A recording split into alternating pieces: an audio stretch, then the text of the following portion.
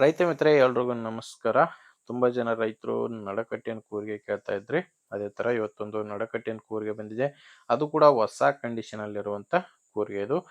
ಬನ್ನಿ ವೀಕ್ಷಕರೇ, ಇದ್ರ ಬಗ್ಗೆ ಮಾಹಿತಿ ಕೊಡ್ತೀನಿ. ವಿಡಿಯೋ ಕೊನೆಯಲ್ಲಿ ಓನರ್ ನಂಬರು ಕೊಡ್ತೀನಿ. ದಯವಿಟ್ಟು ಯಾರು ಕೂಡ ವಿಡಿಯೋನ ಮಿಸ್ ಮಾಡ್ಕೊಳ್ಳದೆ ಕೊನೆಯ ತನಕ ನೋಡಿ. ಸ್ಕ್ರೀನ್ ಮೇಲೆ ಇರೋದು ಇದು ಕೂರಿಗೆ ಓನರ್ ನಂಬರ್ ಅಲ್ಲ, ಯೂಟ್ಯೂಬರ್ ನಂಬರು.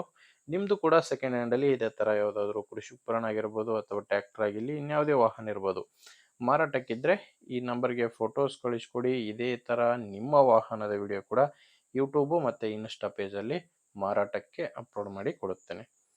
ಇನ್ನು ಕೂರಿಗೆ ವಿಷಯಕ್ಕೆ ಬಂದ್ರೆ, ಇದು ಬಂದು ನಡಕಟ್ಟಿನ ಕೂರಿಗೆ. ಬಿಸ್ಮಿಲ್ಲಾ ನಡಕಟ್ಟಿನ ಕೂರಿಗೆ. ಇದು ಬಂದು ಮಾಡಲು 2024 ಇದೆ. 24ರಲ್ಲಿ ಓನರ್ ಇದನ್ನ ತಗೊಂಡಿದ್ದಾರೆ. ಓನರ್ ಹೇಳ್ತಿರೋದು ಜಾಸ್ತಿ ಯೂಸ್ ಮಾಡಿಲ್ಲ, ಕೇವಲ ಒಂದು 30 ಎಕರೆಗೆ ಮಾತ್ರ ಈ ಕೂರಿಗೆನ ಯೂಸ್ ಮಾಡಿದೀನಿ ಅಂತ ಓನರ್ ಅಂತೂ ಹೇಳ್ತಿದ್ದಾರೆ.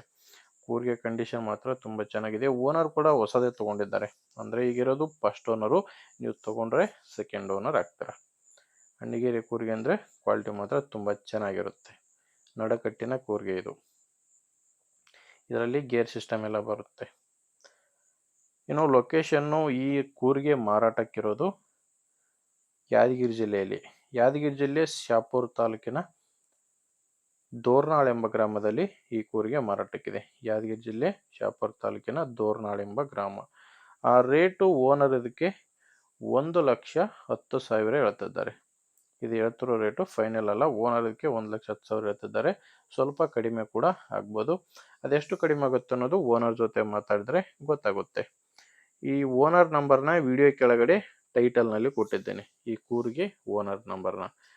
ಒಂದು ವೇಳೆ ವಿಡಿಯೋ ಕೆಳಗಡೆ ಕೂಡ ಯಾವುದೇ ನಂಬರ್ ಇಲ್ಲ ಅಂದ್ರೆ, ಟೈಟಲ್ ನಲ್ಲಿ ನಂಬರ್ ಇಲ್ಲ ಅಂದ್ರೆ ಈ ಕೂರಿಗೆ ಮಾರಾಟವಾಗಿರುತ್ತೆ.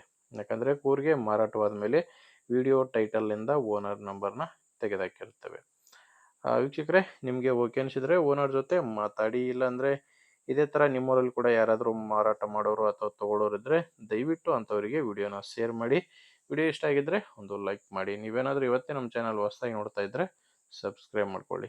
ಓಕೆ ವೀಕ್ಷಕರೇ, ಮುಂದಿನ ವಿಡಿಯೋದಲ್ಲಿ ಮತ್ತೆ ಇದೇ ರೀತಿ ಒಂದೊಳ್ಳೆ ಟ್ರ್ಯಾಕ್ಟ್ರು ಅಥವಾ ಕೃಷಿ ಉಪಕರಣ ಜೊತೆ ಮತ್ತೆ ಸಿಗ್ತೀನಿ. ಅಲ್ಲಿವರೆಗೂ ನಮಸ್ಕಾರ.